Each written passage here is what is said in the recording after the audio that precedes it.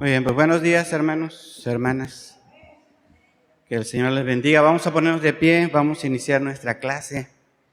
El día de hoy vamos a pedirle a nuestro Dios que esté con nosotros en lo que hoy vamos a meditar del tema de su palabra y nuestra identidad como bautistas, pues pueda ser útil a nuestra mente, a nuestro corazón, y también podamos ver que su palabra es fiel y verdadera. Vamos a orar, hermanos. Padre Santo, alabamos y te bendecimos, Señor, porque tú eres bueno y bondadoso con nosotros. Nos has cuidado, Señor, durante la semana. Hemos visto tu provisión derramada en nuestros hogares, cuidando también, Señor, de la gente que amamos, y por eso es que hoy te agradecemos, Señor. Por eso es que hoy venimos a tu casa para darte la gloria y la honra. Gracias por mis hermanos, Señor, que ya se encuentran aquí. Te rogamos por los que vienen en camino.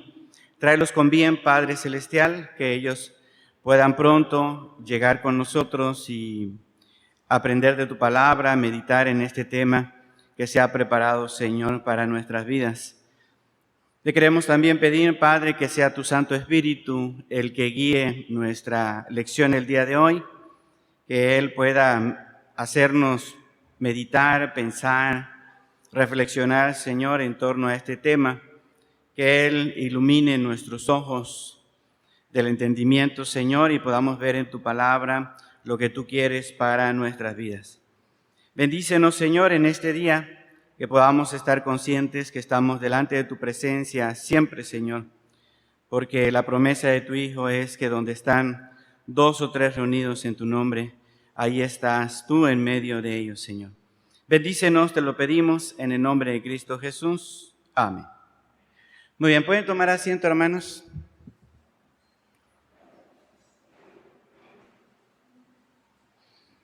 Bien, pues hemos estado hablando sobre la identidad de los bautistas, cuál es la fórmula que hace que los bautistas sean bautistas y no de otro grupo, ¿verdad? Hay diferentes grupos, se llaman de diferentes maneras y nosotros nos llamamos Iglesia Bautista.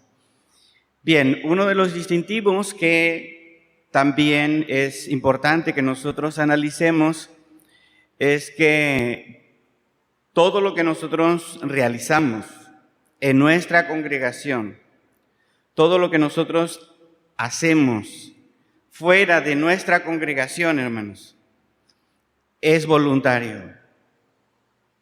Es voluntario. Así que el tema de hoy es los bautistas y la cooperación voluntaria. Los bautistas y la cooperación voluntaria. Segunda a los Corintios, hermanos, capítulo 8.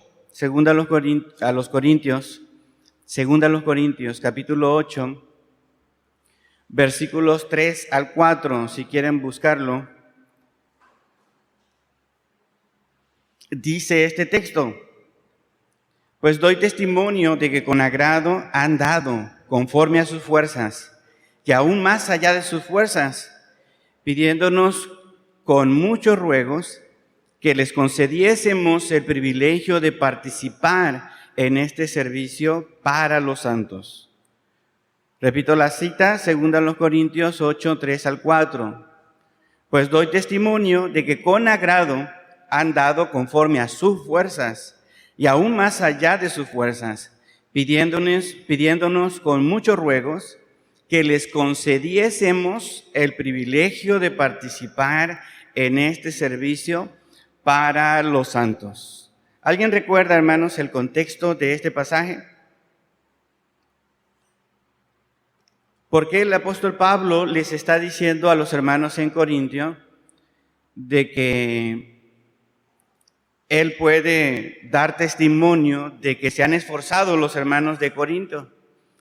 Y que no solamente se han esforzado, sino que le han pedido al apóstol Pablo que les dé la oportunidad de participar en este servicio. Los hermanos de Corintios le habían estado pidiendo a Pablo que les diera la oportunidad de participar. ¿Recuerdan el contexto de qué se está hablando aquí, hermanos? ¿Alguien sabe?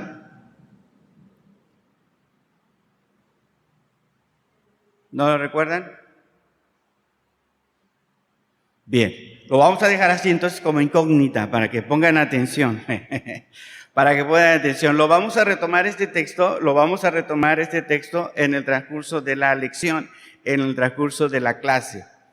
Bien, los bautistas entonces, hermanos, creen que la Biblia enseña que las iglesias deben ser autónomas. Fue el tema de la lección pasada, ¿no? Las iglesias deben ser autónomas, deben ser independientes, todas las iglesias, ¿no?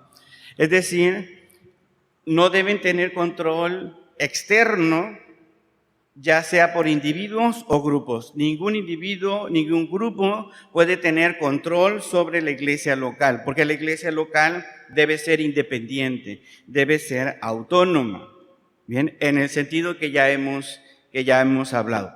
Pero también, hermanos, la Biblia enseña que los cristianos deben participar de las misiones. Los cristianos deben participar de llevar el mensaje de salvación a todo el mundo. ¿Estamos de acuerdo? Por un lado está la enseñanza de que debemos ser independientes, debemos ser autónomos, nadie puede venir a imponernos, nadie debe estar dándonos para nuestras tareas, nuestros trabajos. Nosotros debemos ser autosuficientes y colaborar en la obra aquí local. Pero también tenemos esta tarea, que es llevar el evangelio en los lugares donde no se ha predicado la palabra de Dios. Participar entonces del trabajo misionero, participar del trabajo evangelístico, más allá de nuestra frontera, más allá de nuestra iglesia local. Debemos ir hasta lo último de la tierra. Ese es el mandato del Señor Jesús. ¿Estamos de acuerdo con eso, hermanos? Por tanto, ir y predicar. ¿Hasta dónde? Hasta los rincones, los últimos rincones de la tierra, por todo el mundo. Pero una sola congregación, hermanos, una sola congregación, por muy grande que sea, no tiene la capacidad de cumplir el mandamiento de Cristo de manera responsable. Una sola iglesia local, por muy poderosa que sea, por muy fuerte que sea. ¿Saben que hay iglesias de 3,000 miembros? Hay iglesias bautistas de 10,000 miembros. Hay una iglesia, hermanos, en Corea del Sur, una iglesia bautista.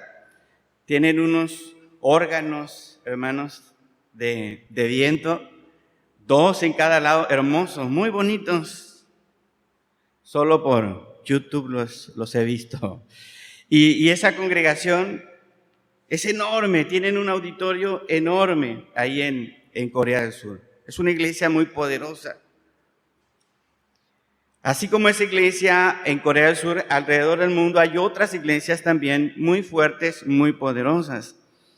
Pero el mundo, hermanos, es muy grande.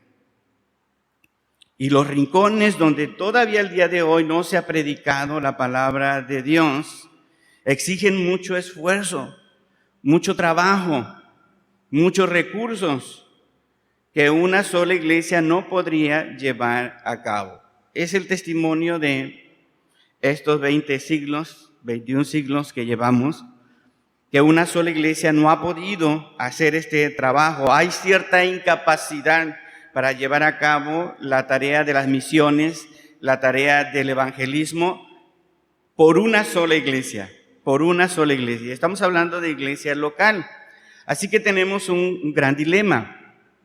¿Cómo podrían las congregaciones independientes cumplir el mandato de Cristo de llevar el evangelio por todo el mundo sin formar algún tipo de enlace entre iglesias que posiblemente las lleve a debilitarse en su autonomía? O sea, ¿cómo formar parte de algo más grande de la iglesia local sin que formar parte de eso más grande le reste a la iglesia local autonomía e independencia. Ese ha sido el dilema para muchas congregaciones.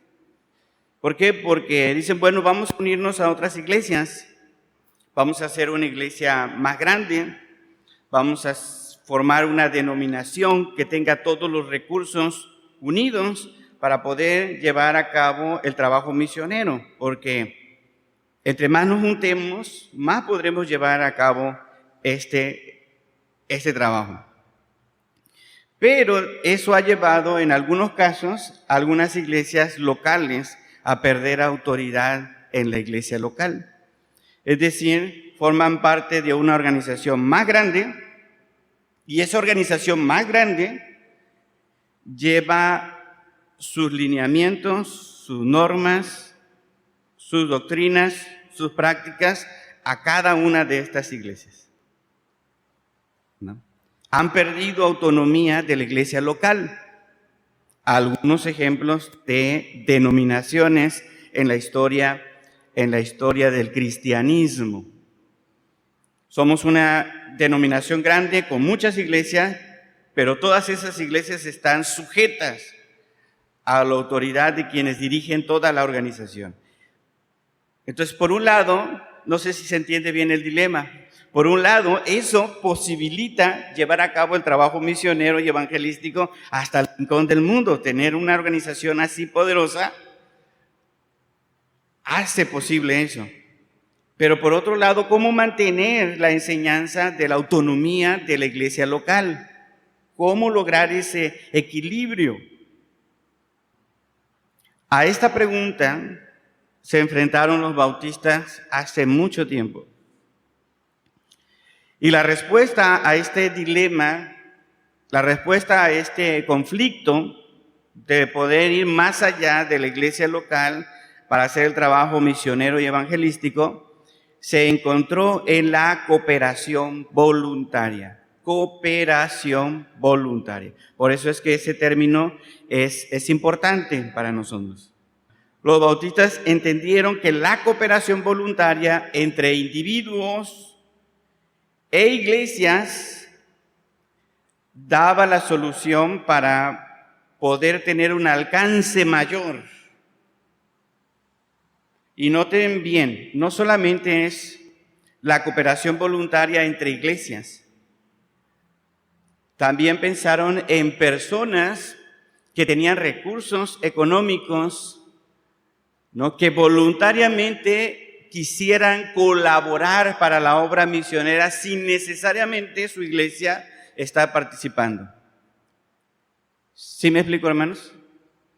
Dices, yo quiero participar en la obra misionera, tengo una empresa que me genera mucho dinero, pero la iglesia en la que yo estoy no le interesa o no quiere participar en esta cooperación con otras iglesias. Entonces, como individuo que tengo una empresa, puedo participar en esta cooperación voluntaria. Y los bautistas dicen sí, aunque tu iglesia no participe, ¿no?, en esta cooperación. Así que la cooperación voluntaria, hermanos, no solamente es por iglesia, sino también por individuos que quieren participar en la obra evangelística y en la obra misionera. ¿Hasta aquí se entiende, hermanos? ¿Cómo vamos? ¿Dudas, preguntas, comentarios? Hermano, pero no sé si le entendí bien. Al momento de que uno se pida una cooperación, vamos a decir, de otra, no sé si le entendí, de denominación o de otra iglesia bautista, que a lo mejor por alguna cuestión la iglesia no quiera participar, pero a lo mejor algún hermano quiera participar o ser parte de, y no puede crear un conflicto interno esto con la misma iglesia. Bien, dentro de los bautistas, por eso es que Por eso es que esta enseñanza es distintiva de nosotros como denominación. ¿Por qué? Porque según esta enseñanza, la iglesia no debería tener ningún conflicto con un hermano que quiera colaborar en alguna obra misionera o evangelística o de otro tipo. ¿Sí me explico? Porque cuando estamos hablando de cooperación voluntaria en las iglesias bautistas, estamos asumiendo que el compromiso mínimo que los miembros tienen con la iglesia local son sus diezmos, el 10% de sus entradas. Es el compromiso mínimo que un miembro debe tener con su iglesia local. Si un miembro cumple con eso, como requisito mínimo dentro de su congregación y quiere aportar a otra organización, lo puede hacer. Ya les he comentado, por ejemplo, el caso de este señor McCormick. Sí, se los he platicado, ¿eh? Él empezó su empresa siendo cristiano, empezó su empresa y empezó a diezmar el 10%. La empresa creció, fue creciendo, y él fue invirtiendo el porcentaje de sus diezmos. De tal manera que llegó a crecer tanto la empresa de McCormick, que él dijo, todo lo que de ganancia que me genera esta empresa es demasiado para vivir. Eso sobrepasa mi necesidad y la necesidad de mi familia por décadas. Entonces él decidió que iba a ser al revés. El 10% de ganancias de su empresa iba a ser para que él viviera, el 10% de sus ganancias. Y el otro 90% de ganancias lo iba a usar en obras de ayuda y de asuntos evangelísticos y misioneros. Entonces, en ese caso, ¿no? Sobre ese 100%, seguramente, como ese dato no lo tengo preciso, pero seguramente del 100% de sus ganancias, el 10% iba a su iglesia local y el resto lo repartía. Entonces, cuando vemos que alguien tiene el deseo de colaborar en la obra de forma voluntaria, no debería haber ningún conflicto con la iglesia local, porque es la administración de su mayordomía, de sus recursos. Y ya hemos dicho que cada miembro es un sacerdote del Dios Altísimo y tiene que administrar sus recursos conforme el Espíritu Santo le diga. En la iglesia hay ciertos proyectos, en la iglesia hay ciertas necesidades. Bueno, ¿cuál es el plan mínimo? Diezmos y ofrendas. Cumplo con eso, pero la iglesia no tiene visión. La iglesia no quiere colaborar en nada más. La iglesia no se quiere quedar ahí, pero yo quiero dar más. Cualquiera puede hacer el trabajo en otras instituciones. Pueden ser religiosas o no. La iglesia no debería meterse en esa clase de decisión que es muy personal. ¿Se responde, hermanos? Sí. ¿Alguna duda más, hermanos? ¿Pregunta sobre este tema? Bueno, sobre la introducción del tema. Bien, entonces, cuando hablamos de cooperación voluntaria, estamos hablando de este deseo personal que pueden tener los individuos o las iglesias bautistas para asociarse con otras iglesias o formar con otros miembros algún esfuerzo conjunto para llevar a cabo la misión y el evangelio, ¿no? Entonces pueden ser iglesias o pueden ser individuos. La cooperación voluntaria es un principio, es una forma en la que nosotros como bautistas operamos en ciertas áreas. Por ejemplo, hermanos, la Biblia enseña que la salvación en Cristo es personal. ¿Todos estamos de acuerdo? La salvación en Cristo es personal y es voluntaria. Nadie debe forzar a otro a aceptar a Cristo como su Señor y Salvador. Tiene que ser algo que nazca de la persona de forma voluntaria. Si alguien me dice, yo quiero que usted vaya y le hable a fulano de tal y lo convierta. No, pues no. No se puede. Yo no tengo ese poder, ¿no? Ni por las buenas ni por las malas. No debería ser. Alguien que desea cambiar su vida, alguien que desea buscar de Dios, es un candidato para hablarle de Cristo y él va a tomar la decisión personal de aceptar a Cristo como su Señor y Salvador y ajustarse a la enseñanza de Jesús para que su vida pueda ir cambiando con la ayuda del Espíritu Santo. Pero eso es, que hermanos, es voluntario. Nadie debe forzar a nadie a creer de la manera que él piensa. Puede compartir el Evangelio, puede enseñarle la palabra de Dios, sí, pero no puede forzar a nadie más. La salvación personal, voluntaria. Bautizarse, hermanos, también es un asunto voluntario. Es una manifestación al mundo, un testimonio al mundo que Jesucristo es nuestro Señor, nuestro Salvador. Y nadie debe forzarnos u obligarnos a hacer ese acto público.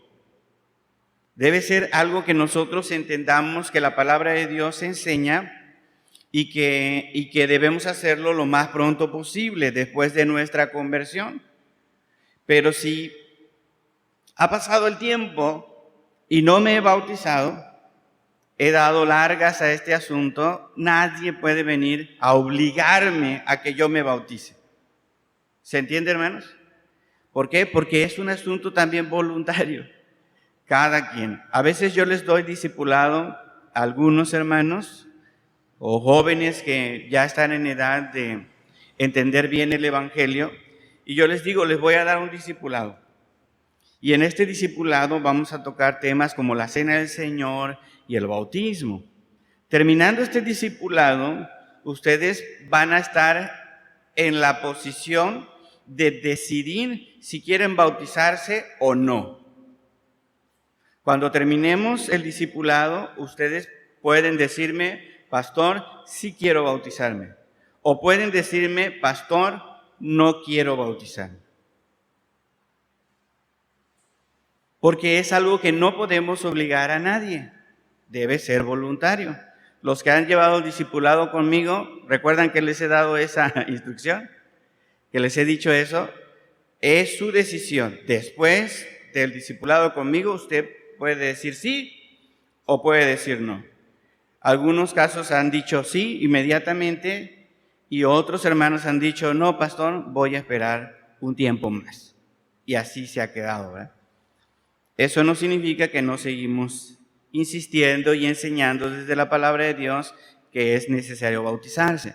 Entonces, el bautismo también es un asunto voluntario. Formar parte de una iglesia local, permanecer en la membresía de una iglesia local, hermanos, también es un asunto voluntario. A nadie se le debe forzar a pertenecer a una iglesia. Tiene que tomar la decisión sin coerción, sin chantaje, sin ninguna clase de presión. Esta iglesia está abierta para todos aquellos que quieran ser parte de la membresía local. Pero si en algún momento usted dice, voy a cambiar de lugar, me voy a ir a vivir a otro municipio, me voy a ir a vivir a otro estado, ¿no? Voy a cambiar de colonia.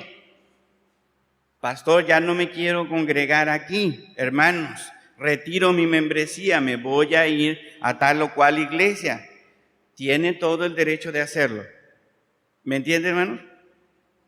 Todo el que quiera estar aquí tiene que estar voluntariamente. sin menospreciar a nadie. No es que diga, es que ya quiero que se vayan. No. Todos tienen que estar aquí porque quieren, hermanos. Porque desean hacerlo. Porque piensan que aquí es el lugar donde Dios los ha puesto y quieren que ustedes crezcan, que usted participe, que usted colabore, que usted críe a sus hijos en el temor del Señor en esta iglesia.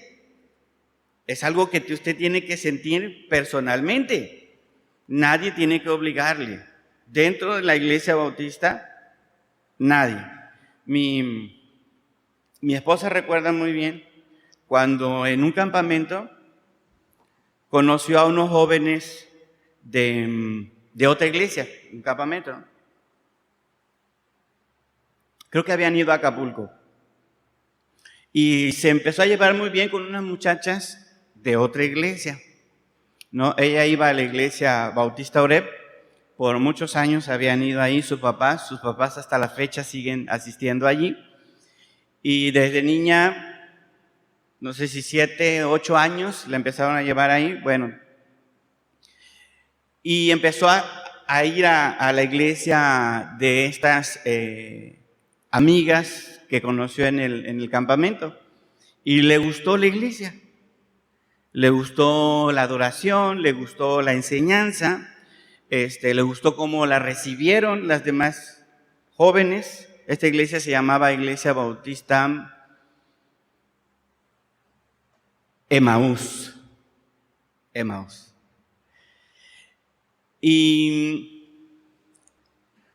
Y le dijo a su papá, fíjate que ya no quiero ir a Oreb, quiero formar parte de la iglesia acá donde estoy yendo en Santo Domingo, ahí en la Ciudad de México. Entonces su papá le dijo, bueno, está bien, es una decisión que tú puedes tomar, pero tienes que ir a hablar con el pastor. Y dice mi esposa que ya cuando le dijo su papá eso, le empezó a dar miedo. El pastor era un pastor ya grande, de esos que predican rudo, ¿verdad? Y a la cabeza, y cuando están predicando golpean el púlpito. Se ve medio violento ese pastor. Ya murió.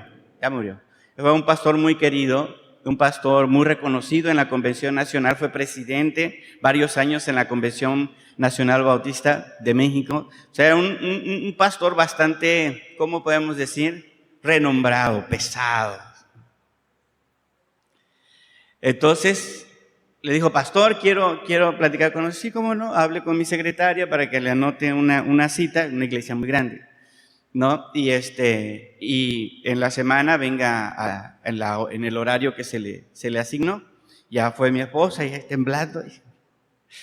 Llegó a la oficina y le platicó, fíjese, pastor, que esto, que el otro, y conocí a unos jóvenes y voy a otra iglesia. Le empezó a dar todo, ¿verdad? Para que fuera más fácil, como aquellos jóvenes que quieren pedir permiso y dicen todo lo bondadoso y bueno del evento o de donde van a ir, para después decir, así era mi esposa, ¿no? Y al final le dijo, pues me quiero cambiar de iglesia. Entonces el pastor aclaró su garganta y le dijo, muy bien, si tú crees que en esa iglesia vas a crecer, va a ser de bendición para tu vida, adelante. Adelante. Que Dios te bendiga y te use allá donde tú quieres estar. Y así salió mi esposa de esta iglesia, muy grande y con un pastor con mucha experiencia. Ella pensaba que le iban a decir que no, que le iban a decir, pero esto, pero lo otro, pero aquí, y tú has crecido y tus papás aquí llegan. Ya era mayor de edad y podía tomar esa decisión.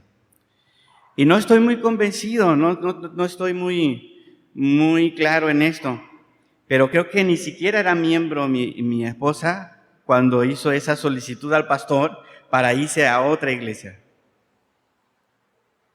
No estoy muy seguro, parece que solamente era asistente de la familia, ¿no? Mi suegro sí era miembro, era diácono, hasta la fecha es diácono. Pero bueno, ese fue el procedimiento. ¿Por qué les comento esto, hermanos? Yo tengo 20 años de ministerio. 20 años de ministerio. Y tengo 40 y tantos de asistir a la iglesia. Y he conocido muchas iglesias y muchos pastores, muchos procederes. Y yo les puedo decir que esto de la cooperación voluntaria, de la asistencia voluntaria, del bautismo voluntario, de la fe en Jesucristo voluntario, es lo más efectivo para cualquier persona, para cualquier ministerio, para cualquier iglesia.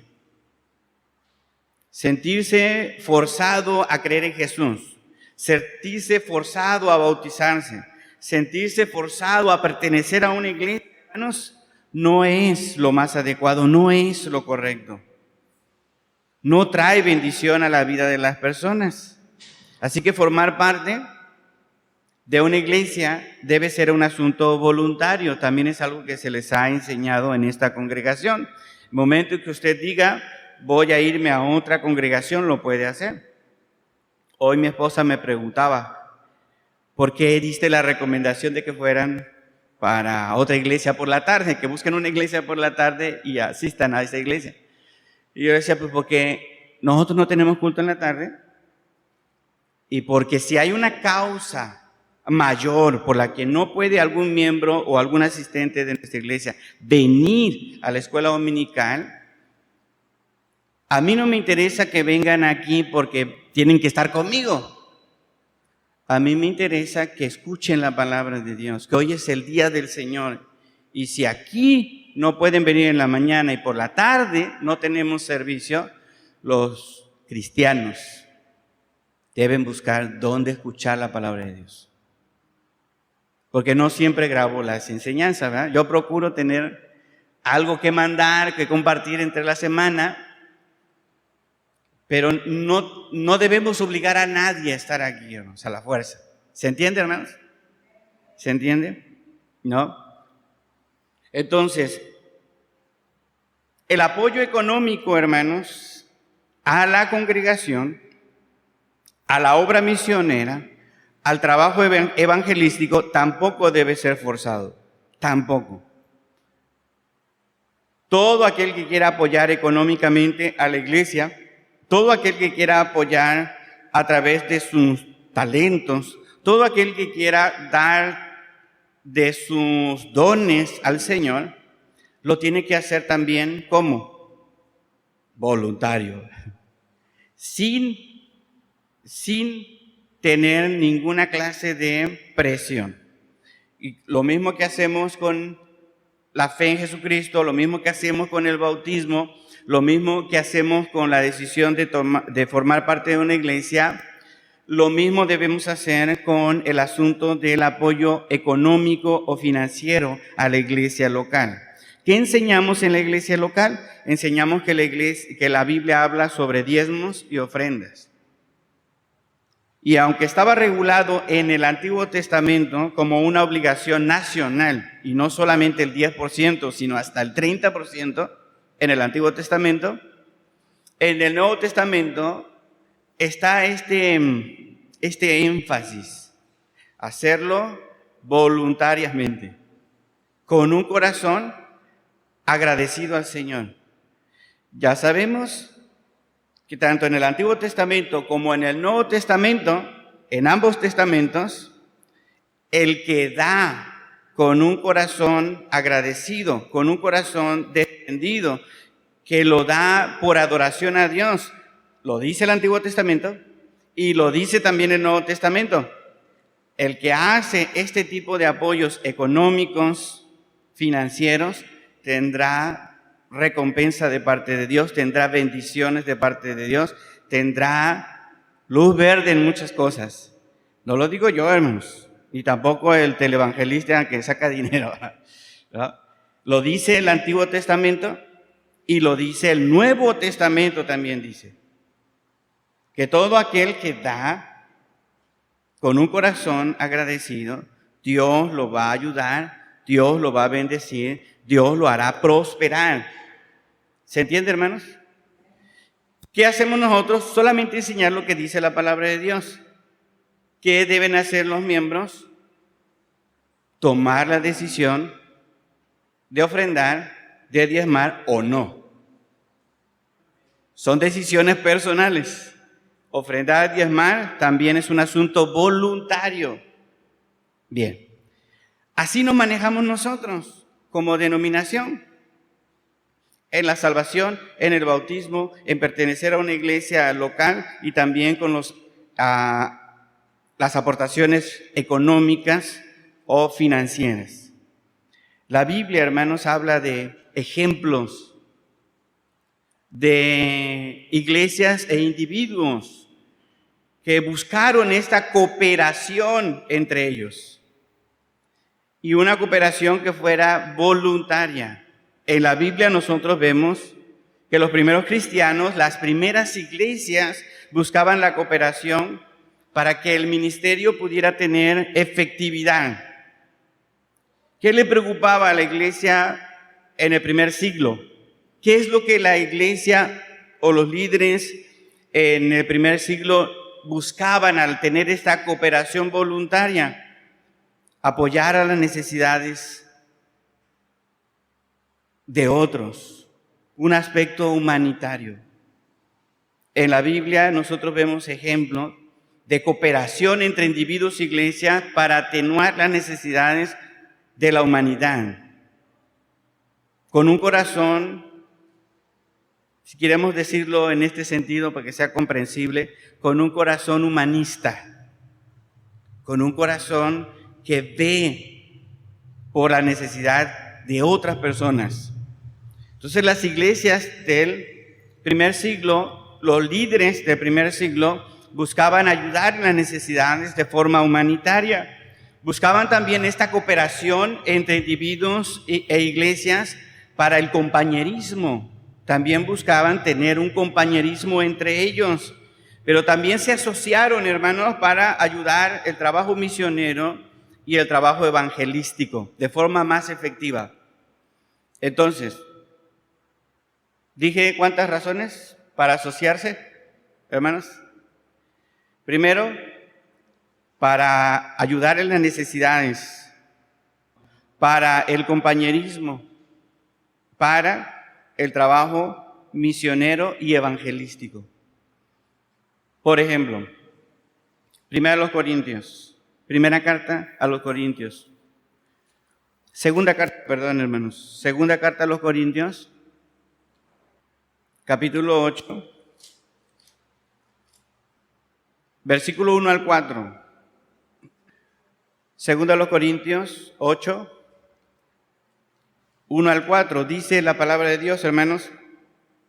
Asimismo, hermanos, os hacemos saber la gracia de Dios que se ha dado a las iglesias de Macedonia, que en grande prueba de ¿qué, hermanos? De tribulación. Estaban siendo perseguidas estas iglesias. La abundancia de su gozo y su profunda pobreza abundaron en riqueza de su ¿qué, hermanos?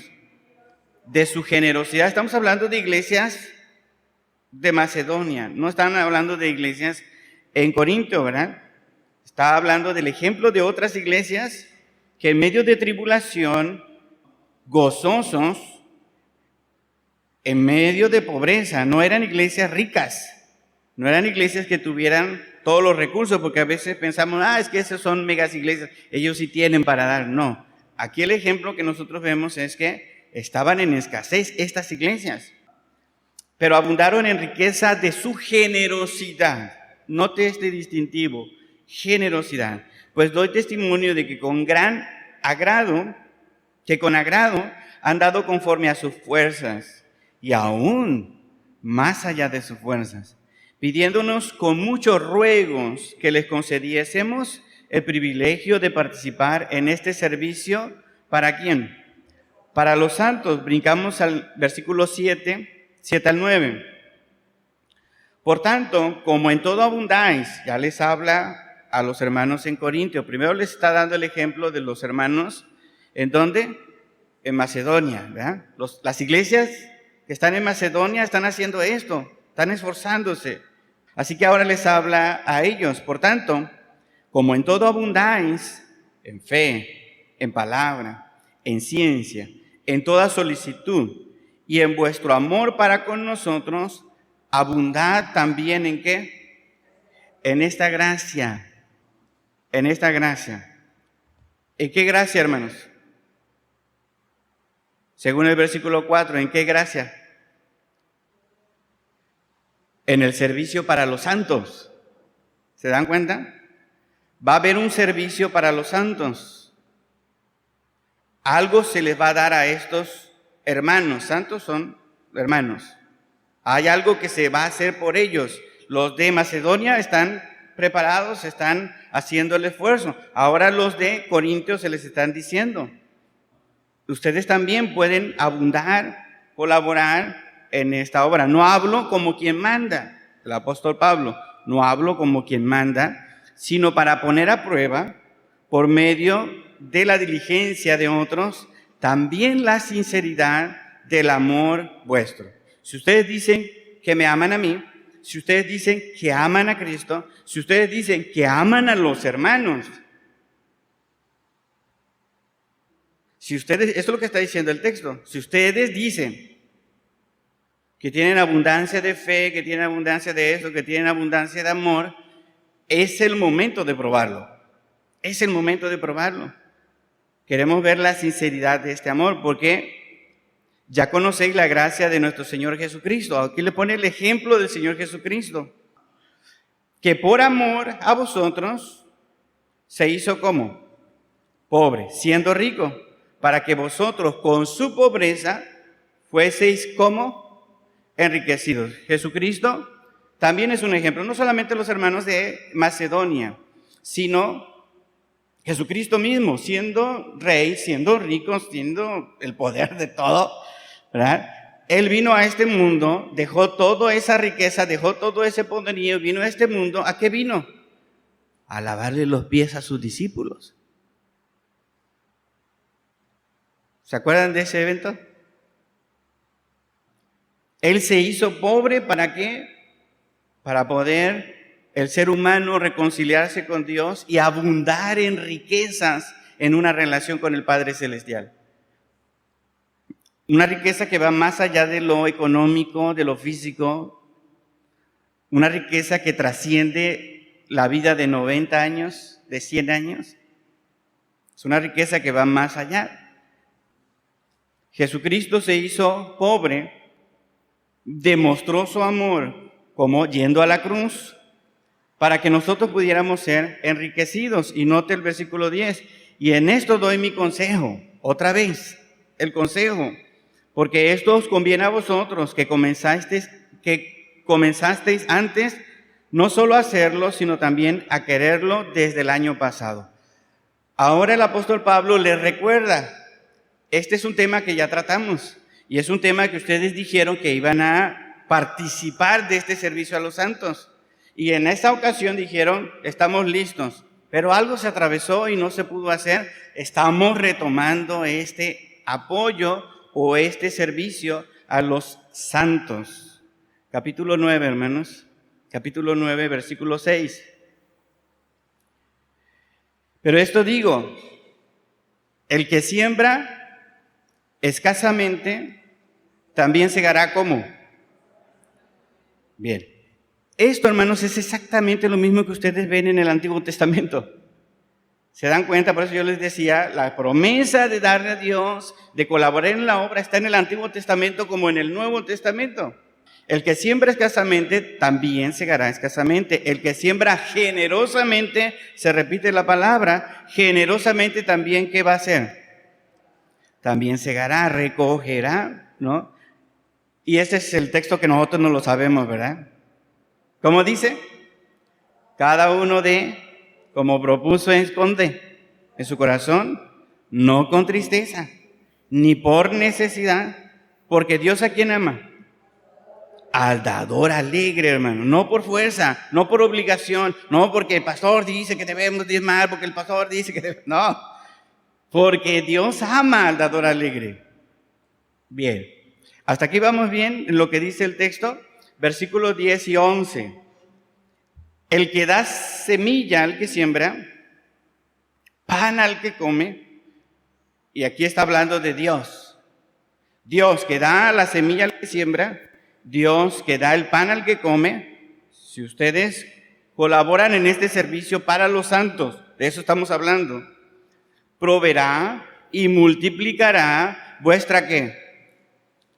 Vuestra sementera, y aumentará los frutos de vuestra justicia, para que estéis enriquecidos en todo, para toda liberalidad, la cual produce por medio de nosotros acción de gracias a Dios.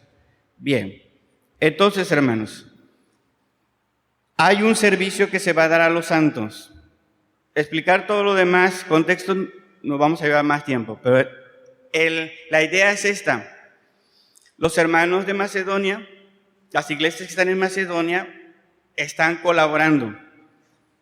Los de Corinto habían dicho que iban a colaborar, se está retomando este servicio y el apóstol Pablo les está recordando y animando. Ustedes también pueden colaborar. Otras iglesias se sumaron a este esfuerzo. ¿Para qué? Para llevar a los hermanos necesitados de Jerusalén. En Hechos vamos a ver esa ofrenda que se llevó a los hermanos necesitados de Jerusalén.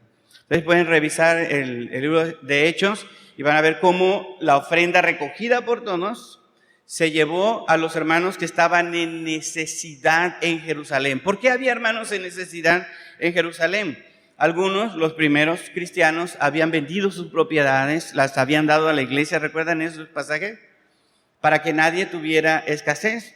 Después vino persecución. Se volvieron a juntar y luego vino otra persecución. Cuando hay persecución, hermanos, cuando hay guerra, ¿cómo queda ese pueblo? ¿Han visto las imágenes de Ucrania? ¿Han visto los pueblos cómo están ahí? Desbaratados, deshechos. ¿Hay mercado? No, ¿verdad? La gente se esconde debajo de la tierra. Y la gente de otros lugares van y les llevan comida, van y les llevan ropa. En algunos lugares van y les llevan agua porque no tienen ni agua. Cuando hay persecución, hermanos, los cristianos padecen, sufren. Y Pablo les está diciendo, podemos hacer este servicio a los hermanos en Jerusalén que están sufriendo, que no tienen, que nosotros podemos juntarnos y llevar lo que ellos necesitan. Y está dándoles razonamientos y argumentos. Y si tú ves para la necesidad de otra persona que humanamente está escaso, Dios te va a bendecir, Dios te va a ayudar, Dios te va a prosperar. Y no se trata de manipulación, hermanos, se trata de promesas de Dios. No estamos hablando del diezmo del Antiguo Testamento, estamos hablando de colaboración voluntaria en el Nuevo Testamento para necesidades de otros seres humanos. Eran sus hermanos, por supuesto, ¿verdad? Porque otro pasaje dice que el que no provee para su casa, o sea, para sus hermanos, es peor que un incrédulo. Un cristiano que no provee para los de la familia de la fe es peor que un incrédulo. Fíjense, ¿se da cuenta? Bien, hasta aquí vamos bien, hermanos. Ese es el contexto de este pasaje en Corinto. Cada uno de, como propuso en su corazón, no con tristeza ni por necesidad. Estamos hablando de una ofrenda voluntaria extra para las necesidades de los pobres. Algunos han usado este texto para desbancar la autoridad o el principio del diezmo. Algunos dicen, no, es que aquí dice que debe ser voluntariamente y no dice una cantidad, así que dice, bueno, el diezmo ya no se debe dar, pero este texto no habla del diezmo. ¿Se entiende, hermanos? Se habla de una colaboración extra, fuera de la iglesia, porque los diezmos van para el trabajo local, pero la colaboración externa es extra, hermano, es extra. Bien, ¿dudas, preguntas hasta aquí, hermanos? Bien, el Nuevo Testamento, hermanos, también registra que unos asuntos amenazaban con con dividir al movimiento cristiano. Había problemáticas que resolver entre la naciente iglesia. Estos problemas a resolver, hermanos, debían considerarse a quienes estaban participando en estos problemas, en estas discusiones. ¿Por qué? Porque estas discusiones iban más allá de la iglesia local. Había hermanos, había creyentes que pensaban de una manera y había otros creyentes, otros hermanos que pensaban de otra manera. Y esta desaveniencia no estaba al interior de una iglesia local. Esta desaveniencia estaba afectando a varias iglesias. ¿Por qué? Porque miembros de una iglesia en particular estaban saliendo a las demás congregaciones para tratar de imponer su visión respecto al cristianismo, respecto a la fe en Jesucristo. ¿Ya recuerdan todo eso? Es el pasaje que hemos visto en Hechos capítulo 15. Hermanos cristianos que salían de la iglesia de Jerusalén, que eran judíos, iban a ver a otros hermanos en las iglesias que estaba levantando apenas el apóstol Pablo con los otros misioneros. Apenas la estaban levantando y ya llegaban los hermanos cristianos, seguidores de Jesús, a decir: si ustedes no se circuncidan como judíos, no pueden ser salvos. Y la desaveniencia era grande, ¿verdad? La discusión era fuerte. Estaban involucrados entonces hermanos de la iglesia en Jerusalén, estaba involucrado Pablo, ¿no? Bernabé, estaba involucrada la iglesia de Antioquía. ¿Por qué estaba involucrada la iglesia de Antioquía, hermanos? Porque Pablo y Bernabé eran misioneros de la iglesia de Antioquía. ¿Recuerdan? La iglesia de Antioquía los había apartado, les había puesto las manos y los había encomendado, ¿no? Para llevar a cabo el trabajo que el Espíritu Santo había declarado que ellos iban a llevar a cabo. Y fueron y levantaron iglesias. Y detrás de ellos iban los otros hermanos. Los hermanos cristianos judaizantes, que tenían una perspectiva del cristianismo diferente. ¿Qué pasó entonces en esa desaveniencia? Bueno, estaba habiendo un conflicto que afectaba a las iglesias locales. ¿Qué hicieron? Hubo un concilio. Así se le llama al capítulo 15 de Hechos, el concilio de Jerusalén. ¿Qué significa eso? Que se reúnen los líderes o representantes de las iglesias locales y hablan sobre un tema que puede afectar a todas las iglesias locales. Allí en el concilio de Jerusalén habla Pedro, habla Pablo y Bernabé. Todos escuchan las discusiones, se levanta Jacobo o Santiago, medio hermano de Jesús, líder, y también en otra parte se le considera apóstol al hermano de Jesús. Y dice: miren, vamos a llegar a este acuerdo. Por lo que hemos escuchado, parece que lo mejor sería esto. ¿Se acuerdan?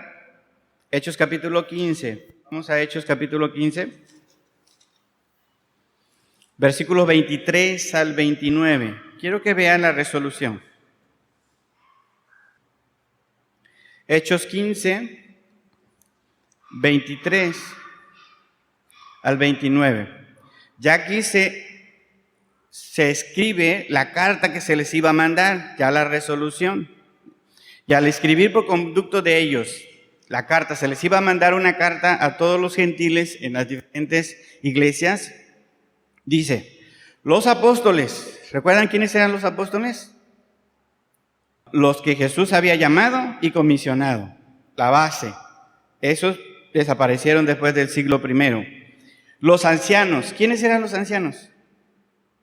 Los pastores, los ancianos, ¿no? Y luego dice, ¿quiénes? Los hermanos, todos los que estamos reunidos ahí, incluida la iglesia local. A los hermanos entre los gentiles que están en Antioquía, ¿En dónde más? En Siria. ¿En dónde más? Así que era un problema que no afectaba solamente a una iglesia local, afectaba varias regiones. Por eso esto era importante, especialmente en el primer siglo. Salud, dice, saludo. Por cuanto hemos oído que algunos que han salido de nosotros, y nota, fíjese, a los cuales no dimos orden, os han inquietado con palabras, perturbando vuestras almas, mandando circuncidaros y aguardar la ley. Nos ha parecido bien, llegando a un acuerdo. Note eso, un consenso, una plática, ¿no? Un acuerdo. Elegir varones y enviarlos con nuestros amados Bernabé y Pablo, hombres que han expuesto su vida por el nombre de nuestro Señor Jesucristo. Son hombres bien reconocidos, no cualquier persona. Así que enviamos a Judas y a Silas, los cuales también de palabra os harán saber lo mismo, porque nos ha parecido bien al Espíritu Santo y a nosotros no imponeros ninguna carga más que estas cosas, ¿qué dice ahí? Necesarias, que os abstengáis de lo sacrificado a los ídolos, de sangre, de ahogado y de fornicación, de las cuales cosas si os guardareis, bien haréis. Este es nuestro consejo y hemos visto que es venido del Espíritu Santo para el bienestar de todos. Así que les recomendamos que se abstengan de esto. Que se abstengan. Más adelante dice que porque a Moisés se le predica en cada ciudad y van a tener conflicto con los judíos. Pero la decisión es de ustedes. La decisión es de ustedes. Tienen que pensarlo, meditarlo. Las iglesias se pueden reunir y pueden hablar de los conflictos que pueden atentar contra las iglesias. Pueden colaborar juntas, no solamente para llevar recursos económicos a donde hay necesidad humanitaria, sino que también pueden aconsejarse unas a otras. No deben imponerse una iglesia sobre la otra iglesia no deben imponerse, pero sí pueden buscar el consenso, buscar el consejo y decir esto sería lo más apropiado. Un ejemplo, viene una ley contra la orientación o la consejería de pastores, de ministros, de iglesias, para a los jóvenes que están tomando la decisión de cambiar de género. Viene una ley, los pastores y las iglesias que aconsejen, vamos a decir que así está, no es exactamente como está, pero vamos a decir que así está. Los pastores y las iglesias que aconsejen a los jóvenes a no cambiar de sexo, que queden, como la Biblia dice, hombre y mujer, van a ir a la cárcel. ¿Qué pueden hacer las iglesias? O pastores, las iglesias pueden mandar representantes y juntarse, los pastores de ese estado, y decir, hay una ley que se está promoviendo que va a afectar el ministerio de la iglesia. ¿Qué podríamos hacer juntos para evitar que esa ley interfiera en nuestra labor de predicar la palabra? ¿Es válido, hermanos? Podríamos decir, a nombre de estas iglesias, nos oponemos a esta ley estatal. No estamos de acuerdo con esa ley. ¿Por qué? Porque la palabra de Dios dice, varón y hembra los creó. Y no podemos dejar de decir lo que Dios nos ha dicho.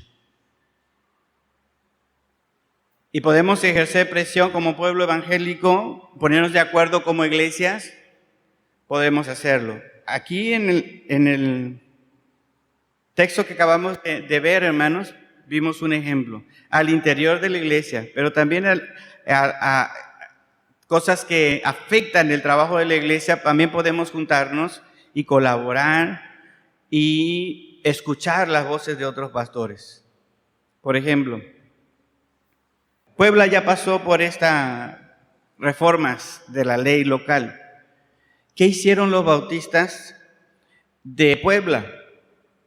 El presidente de la convención nuestra, la IBM, podría ir y platicar con este otro pastor y preguntarles, ¿cómo lo hicieron ustedes? Y traer el consejo de ellos, traerlo acá y deliberarlo y pasarlo a las iglesias, y las iglesias decir, sí, vamos a hacer esto, juntas. Vamos a oponernos a algo que va en contra de la palabra de Dios. ¿Por qué? Porque es posible tener ese consenso. El Nuevo Testamento, hermanos, también indica que había cierta relación entre las iglesias, había compañerismo. No solamente se apoyaban económicamente, no solamente pedían consejo unas a otras y abordaban problemáticas que afectaban a todas, sino que también en el texto bíblico vemos que hay este compañerismo, esta hermandad entre las iglesias. Por ejemplo, Pablo, cuando escribe la carta a los Gálatas, Gálatas capítulo 1, versículo 2. Alguien léalo fuerte, por favor. Gálatas 1, 2. Fuerte, léanlo. Muy bien. Entonces Pablo escribe, y escribe a todos los hermanos. No, Pablo le escribe a las iglesias que están en Galacia a nombre de todos los hermanos que están con él. ¿Por qué hablar de estos hermanos que están conmigo? Saludamos a todas las iglesias que están en Galacia. ¿Por qué? Porque habla de cierta relación que existía entre donde está Pablo y las iglesias en Galacia. Es triste cuando una iglesia recibe una carta o una invitación y no es leída por el pastor o por los encargados, ¿verdad? ¿No les parece triste eso? Nos mandó una carta o una invitación la iglesia de Semilla de Mostaza. ¿Cuántos han ido a Semilla de Mostaza? Levanten la mano los que han ido allá a Semilla de Mostaza. ¿A qué hermanos conocen en Semilla de Mostaza? Deme nombres. A mi mamá, ¿verdad? La hermana Rosita, muy bien. ¿A quién más? A mi papá, ¿verdad? Muy bien. A la hermana Yola, ¿verdad? Que canta muy bonito. A la hermana Juanita, la otra Juanita, ¿verdad? ¿A quién más, hermanos?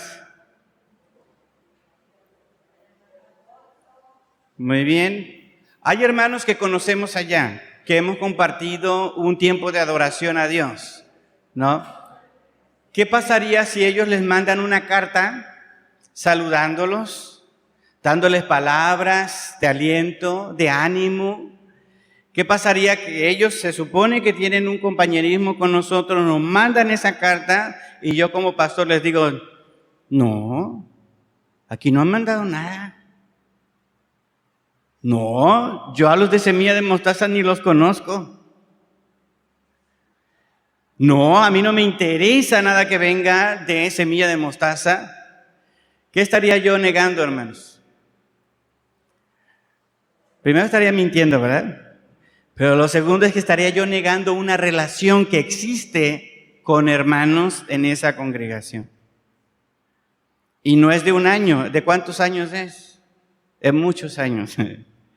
De muchos años. ¿Por qué? Porque aunque somos independientes, aunque podemos pedirnos consejos en algunas áreas, también nos interesa el compañerismo entre hermanos.